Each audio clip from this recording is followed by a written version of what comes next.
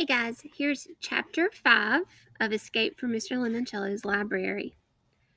Eating lunch in the cafeteria, Kyle stared at his wilted fish sticks, wishing he could pull a magic take another turn card out of thin air. I blew it, he mumbled. Yep, Akemi agreed. You basically did. Can you imagine how awesome that new library is going to be if Mr. Lemoncello and his imagination factory guys had anything to do with it? Yes, I can.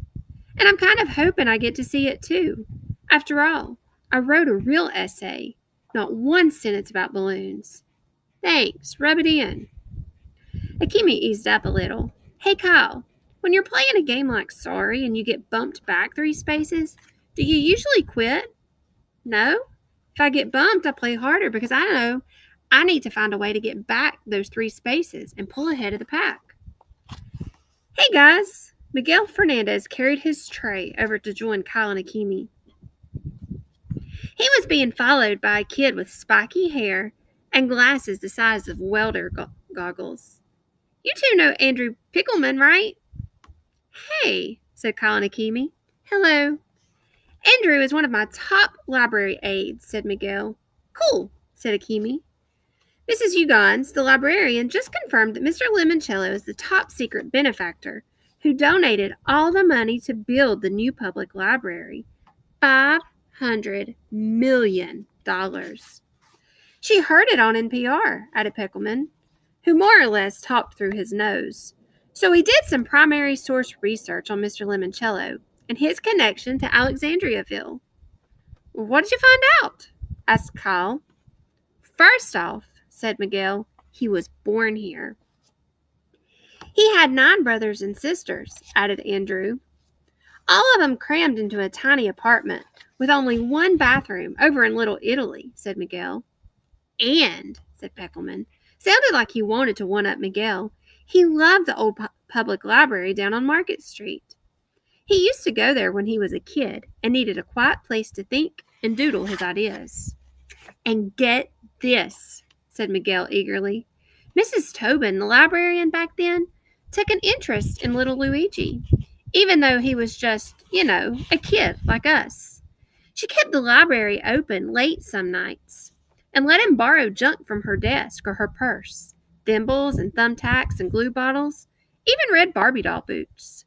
Stuff he used for game pieces so that he could map out his first ideas on a library table.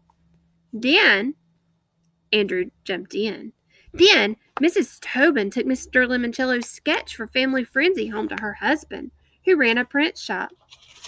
They signed some papers, created a company, and within a couple of years, they were all millionaires. But Miguel had the last word. Now, of course, Mr. Lemoncello is a bazillionaire. What are you 4 nerds so excited about? Said Haley Daly, as she waltzed past with a gaggle of the popular girls in her royal court. Haley was the princess of the 7th grade. Blonde hair, blue eyes, blazingly bright smile. She looked like a walking toothpaste commercial. We're pumped about Mr. Lemoncello, said Miguel. And the new library, said Andrew. And, said Kyle melodramatically, just seeing you, Haley. You are so immature. Come on, girls. Haley and her friends flounced away to the cool kids' table. Check it out, said Akemi, gesturing towards the cafeteria's food line, where Charles Chiltington was balancing 2 trays, his own and one for Mrs. Cameron. I'm so glad you have lunchroom duty today, Mrs. Cameron, Kyle heard him say. If you don't mind, I have a few questions about how conventions within genre, such as poetry, drama, or essays, can affect meaning.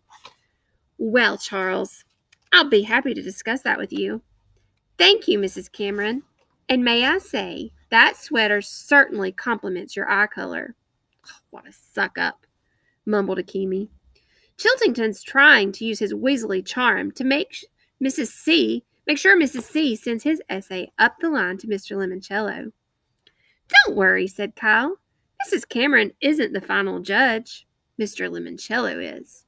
And since he's a genius, he will definitely pick the essays you guys all wrote. Undoubtedly, said Pickleman. Thanks, Kyle, said Miguel. I just wish you could win with us, said Akimi. Well, maybe I can. Like you said, this is just a move back 3 spaces card. A take a walk on the boardwalk when someone else owns it. It's a shoot in Chutes and Ladders. A detour to the molasses swamp in Candyland. Yo, Kyle, said Miguel. Exactly how many board games have you played? Enough to know that you don't ever quit until somebody else actually wins. He picked up his lunch and headed for the dirty tray window. Akimi called after him. Where are you going?